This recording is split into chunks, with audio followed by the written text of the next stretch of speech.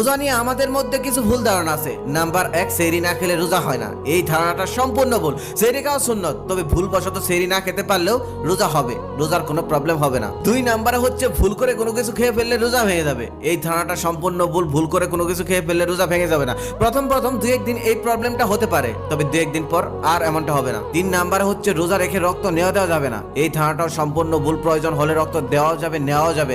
অনেক সময় আমাদের হাত কেটে গেলে আমরা ভাবি আমাদের রোজা ভেঙে গেছে। এই ধারণাটাও সম্পূর্ণ ভুল। 4 নাম্বারে হচ্ছে কানের ড্রপ বা চোখের ড্রপ বা ইনজেকশন নিলে রোজা ভেঙে যায়। এই ধারণাটা সম্পূর্ণ ভুল। রোজা শুধু ভাঙে খাওয়ার মাধ্যমে আর স্ত্রীর সহবাসের মাধ্যমে। তাই কানে বা চোখে ড্রপ দেওয়া যাবে, এমনকি প্রয়োজন হলে ইনজেকশন স্যালাইনও নেওয়া যাবে। এগুলি ছাড়া রোজা ভাঙবে না। 5 নাম্বারে হচ্ছে ফজরের আজান দেওয়া পর্যন্ত সেহরি খাওয়া। আমাদের অনেকেরই ধারণা এটা যে ফজরের আজান দেওয়ার আগ পর্যন্ত সেহরি খাওয়া যায়, তবে সেহরি খাওয়ার নিয়ম হলো সুবে সাদিক উদয় হওয়ার আগ পর্যন্ত সেহরি খাওয়া, তারপর খাওয়া যাবে না। ফজরের আজান সাধারণত সেহরি শেষ হয়ে যাওয়ার কয়েক মিনিট পরে দেওয়া হয়, তাই এই ব্যাপারে সবারই সাবধান থাকা উচিত। 6 নাম্বারে হচ্ছে কাজা ও কাফারার ব্যাপারে আমরা অনেকেই অজ্ঞ। রোজা রেখে কোনো ওজরে রোজাটা ভেঙে ফেললে তাহলে সেই রোজা কাজা হিসেবে রেখে দিতে হয়। কাজা রোজা হচ্ছে এক রোজার পরিবর্তে আরো একটি রোজা। কাজা রোজাগুলি পরবর্তীতে সুবিধা মতো আলাদা আলাদা করেও আদায় করে নিতে পারবেন। একসাথেই সমস্ত কাজা রোজা করতে হবে এমন কোনো কথা নেই। আবার রোজা রেখে কোনো রকম ওজর ছাড়াই শয়তানের ধোকায় পড়ে রোজা ভেঙে ফেললে সেই রোজার জন্য কাজা ও কাফারা দুটোই দিতে হবে। কাফারা আপনি আবার 3 ভাবে আদায় করে নিতে পারবেন।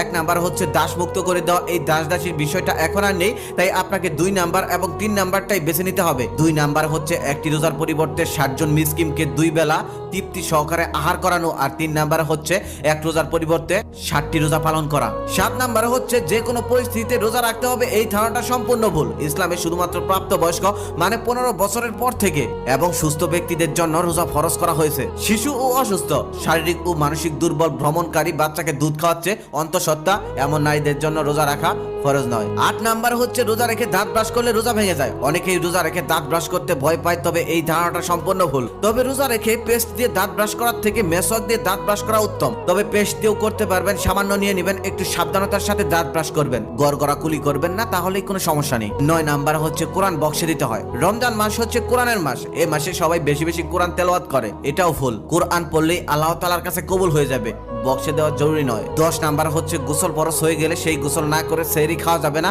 এই ধারণাটাও ভুল।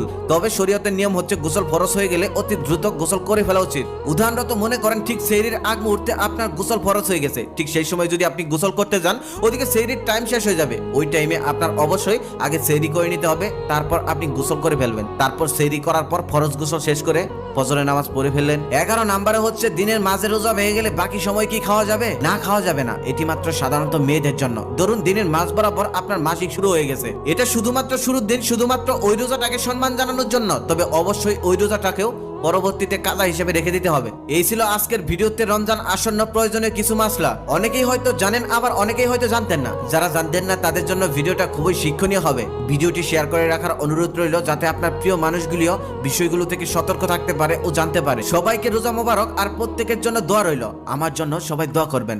আল্লাহ হাফেজ।